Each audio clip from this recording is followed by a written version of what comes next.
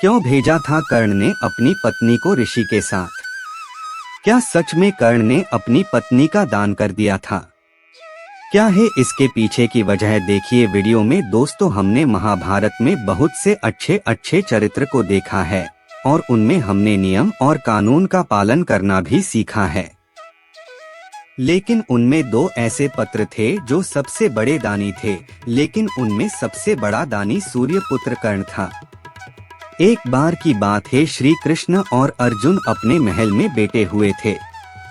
वहां अचानक एक ब्राह्मण आता है और अर्जुन से प्रार्थना करता है कि हे महाराज, मेरी पत्नी की मृत्यु हो गई है, तो मुझे उसका अंतिम संस्कार करने के लिए चंदन की लकड़ी चाहिए, तो आप मुझे कुछ चंदन की लकड़ी दे दीजिए।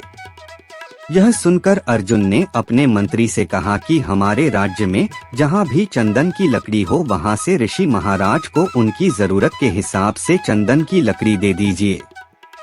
अर्जुन के मंत्री ने पूरे राज्य में चंदन की लकड़ी ढूंढी, लेकिन पूरे राज्य में चंदन की लकड़ी नहीं मिली। फिर मंत्री अर्जुन के दरबार में आकर बोला, महाराज, पूरे राज्य में चंदन की लकड़ी नहीं है। यह सुनकर अर्जुन ने ऋषि महाराज से क्षमा मांगी और कहा, महाराज, मैं आपको दान देने में असमर्थ हूँ।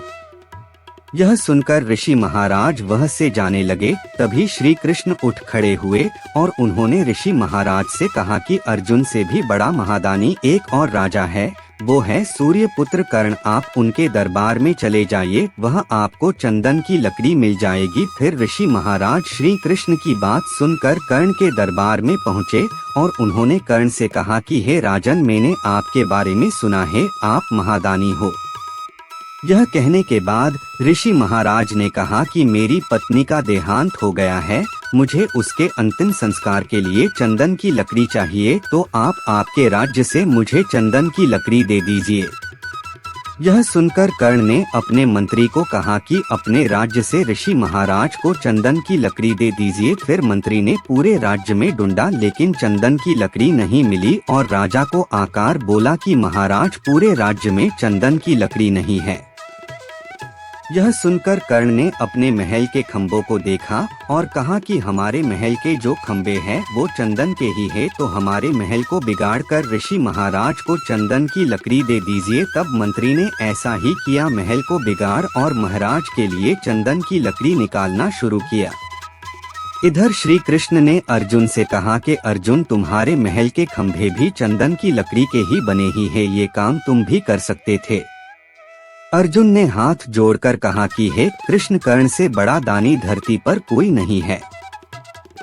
इतने में मंत्री ने लकड़ी निकल दी। फिर ऋषि महाराज ने कर्ण से कहा कि हे महाराज, मेरी एक इच्छा है कि मेरी पत्नी का देहांत हुआ है, तो ये चंदन की लकड़ी शमशान तक आपकी पत्नी ही रखकर आए। कर्ण ने बिना विचारे अपनी पत्नी को रथ में सवार करके और चंदन की लकड़ी रखवाकर ऋषि महाराज के साथ भेज दिया। फिर कर्ण की पत्नी ने ऋषि की पत्नी का अंतिम संस्कार करवाया और अपने स्वामी के पास आ गई। दोस्तों, ऐसे किया था कर्ण ने अपनी पत्नी को ऋषि के साथ। वीडियो अच्छा लगा हो तो वीडियो को लाइक करें और चैनल को सब्सक्राइब करें। धन्यवाद।